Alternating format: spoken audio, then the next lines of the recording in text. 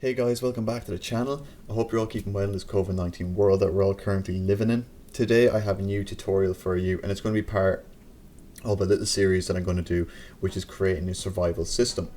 And as we all know, survival games, survival system makes up of health, hunger, food, and then branches off to more advanced stuff like temperature and sleeping and everything like that. But today we're just going to be focusing on the survival aspect of the health and just implementing the health to this player that we have here.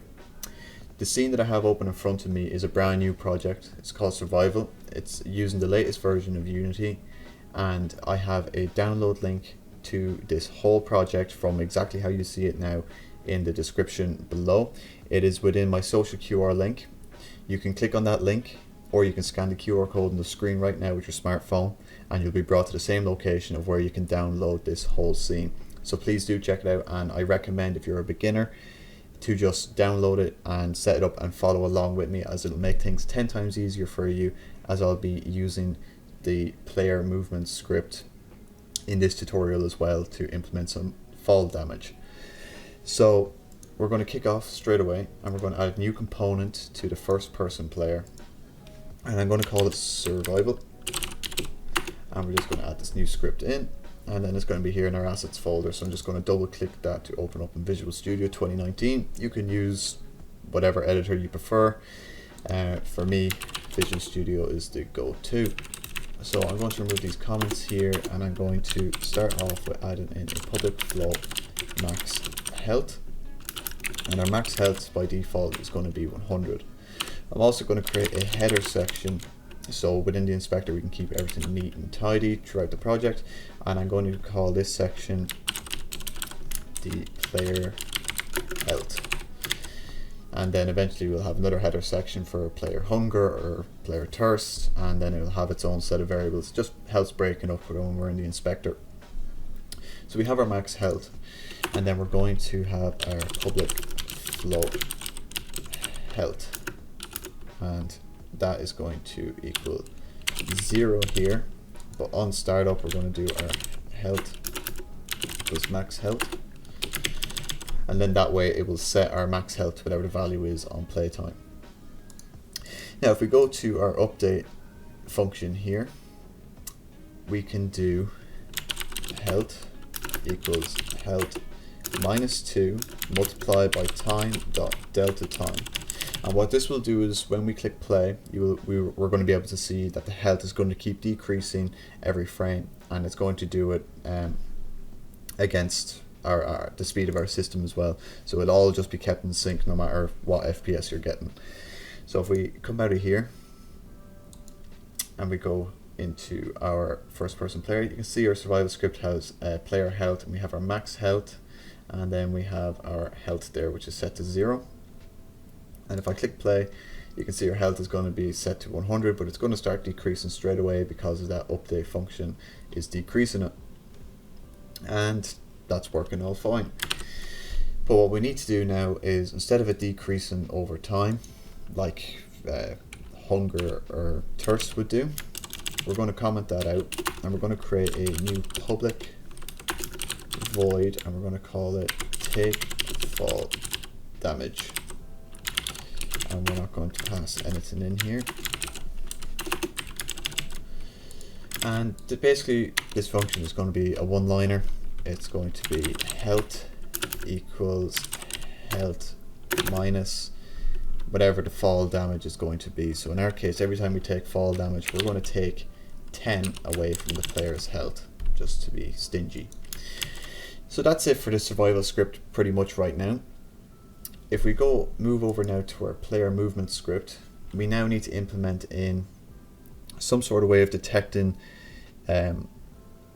our fall variable. So how high can we fall from before we actually take this damage? So you're not just jumping and taking damage every time you hit the floor again. So we need to put in some boundaries. So how high does the player have to be, and at what level do they actually take damage from when they jump off from that height? So we're going to start by creating a public float, and it's going to be the fall, or the jump from height. and this is going to be set to 0 by default. So what this variable is going to be used for is basically to detect what height we're jumping from.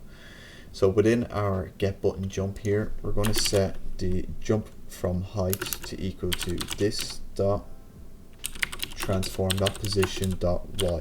So we want the y for when we're jumping, and we're going to store that in there. And then we're going to use this jump from height to determine how high we need to jump from for things to happen. So within this is grounded and velocity y is less than 0. So this is basically saying when you've jumped and you hit the ground again, this if statement runs true. So within this if statement, we need to have if the jump from height is greater than equal to a specified level, so we're going to specify just 10 here, hard coded, and this dot transform dot position dot y is less than or equal to whatever height is minimum to take the fall damage. So we're going to set this to 4. We're going to take some fall damage, and we'll just do debug.log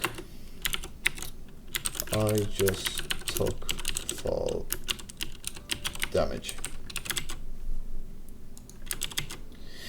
So if we go back into Unity now and we go and jump around the place,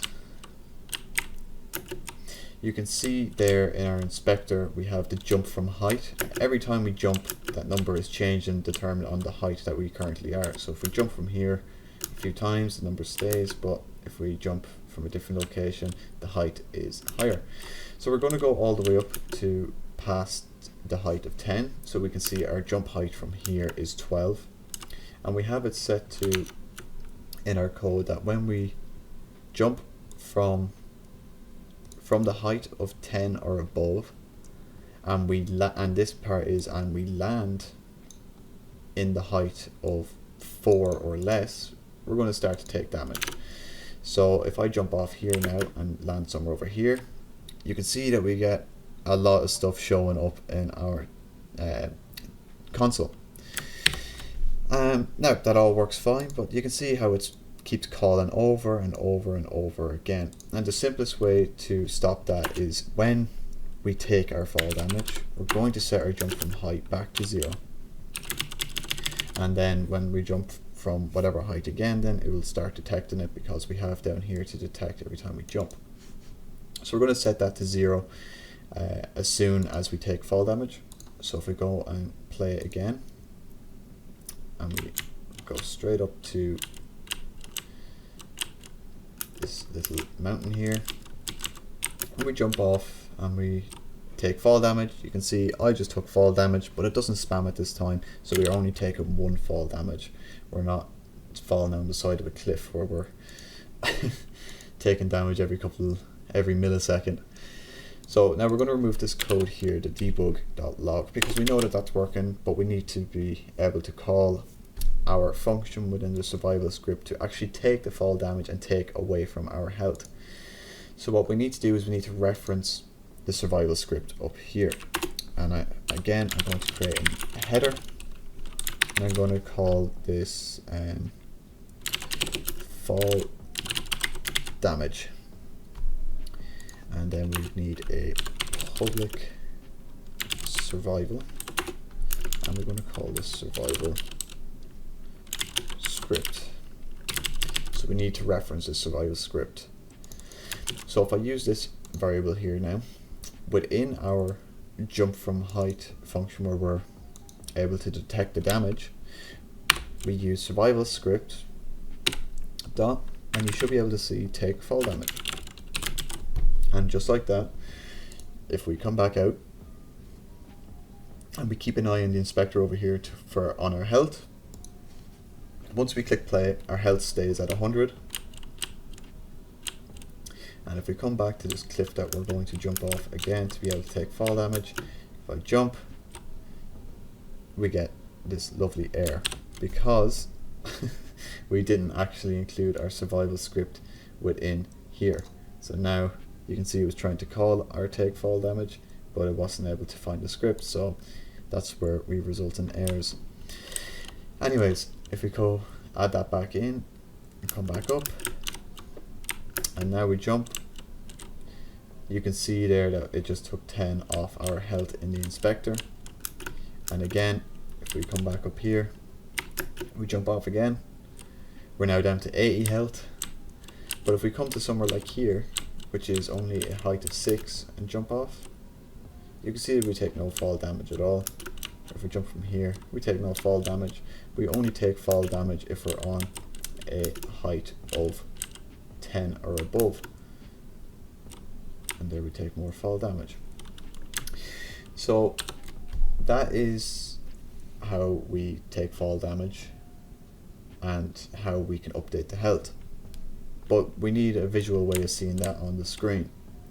So what we're going to do is in the hierarchy here, we're going to right click, go to UI and click slider. And it's going to create this canvas here on the screen. And I'm just going to center up to the canvas. We have this slider down in the corner here. So I'm just going to pull this up and out a little bit and see how that looks in game. Maybe just scale that up. We'll do this 200 and let's do 40, and we'll keep it 20. So we have this slider here now, and in the inspector, if we move the slider up and down, you can see how that looks, and that's a value of 1. And what we want to do is to be able to, every time we take damage, we want to update this slider to be relevant to our actual current health. So if we come back into our survival script, and we need to include the Unity engine.ui, and we're going to add in public slider, and we're just going to call this health slider. So the health slider is this slider here. So if we come back to our first person player and we look, it's looking for the health slider, so we just drag this into here. And then if we come back into our script, we can write health slider dot value equals health divided by max health. So what this basically does is, because the slider works on a max value of 1, it's still a float.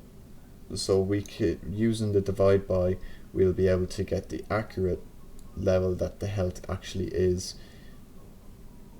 within the slider. So if we now run the game, you can see our health is set to 100 there, but even if I come out here and just manually change the health to 80, we can see that it's updating. If I set to 10, 1, 100, 96, 95, 50, you can see that it updates accordingly to what our actual health is. If I was to set our health to 200 here, you can see because our health is only 100, now it's a 50% health. But if we were 150, you can see the values change going up and down, or 190, 200 max health. So it all works together, and whatever your max health may be, it will always be able to put the slider to the correct indication of what your health is. And that is the long and short of to be able to see how your health works. And if we go and jump off something, like this cliff here, so if we jump, we're going to take damage. You can see that our slider there is updating as we take damage. That is the start of our tutorial that we have going on here. So that is the health system. Next time we're going to be looking at maybe thirst and hunger. and then how that could affect our health as well. If you have any other recommendations or what you'd like to see done within this scene and within this project, just please put a comment down below and I will definitely put it onto the list and consider adding it in. Until then, check out my social cure link for all my other socials, such as Instagram, Facebook. They're all in the one area through the same link, or just scan the code on the screen right now and it'll bring you to that same location.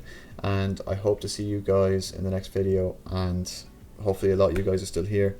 I'd also like to thank the new 600 and something subscribers since I last uploaded, so thank you very much for all the little small milestones on the way, and I've been able to read all your comments that have been coming through as well, and I appreciate everyone that has gotten help from the videos, and hopefully this is another video to help you as well.